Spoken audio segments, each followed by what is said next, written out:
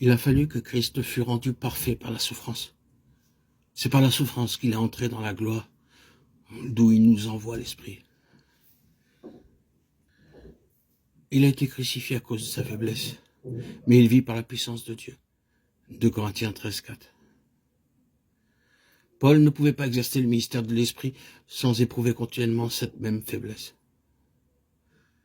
Ainsi, la mort agit en nous et la vie en vous. Nous aussi, nous sommes faibles en lui, mais nous vivrons avec lui par la puissance de Dieu au milieu de vous.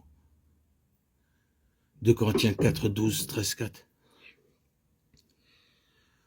Toutes les persécutions et tribulations qui ont fondu sur les martyrs et les missionnaires ont été pour eux ce que la souffrance et la faiblesse avaient été pour Christ.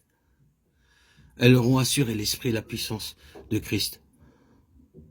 Pour nous qui ne pouvons nous donner ni persécution ni souffrance, comment pouvons-nous de nos jours participer à ces souffrances, à cette mort de Christ, à ce renoncement total de la chair, si indispensable pour que le ministère de l'Esprit s'établisse en nous?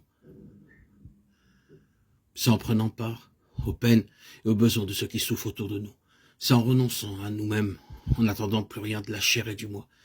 C'est en cherchant à constater notre entière faiblesse et incapacité, et par là, à faire place en nous à la puissante action de Christ, et à compter sur son Saint-Esprit.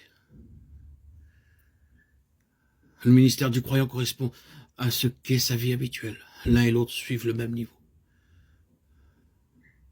C'est quand l'Église apprendra à connaître et à honorer le Saint-Esprit qu'elle sentira le besoin d'un ministère de l'Esprit. À mesure que le ministère deviendra plus spirituel, le niveau de l'Église s'élèvera aussi. Il y a entre eux action et réaction.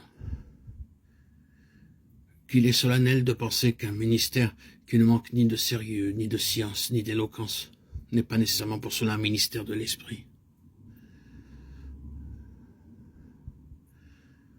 Faisons du ministère un sujet de prière continuelle. Souvenons-nous de l'importance qu'il a sur la vie de l'Église.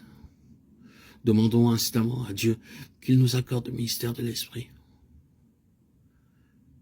Quand cette prière sera celle de l'Église, elle ne restera pas sans réponse.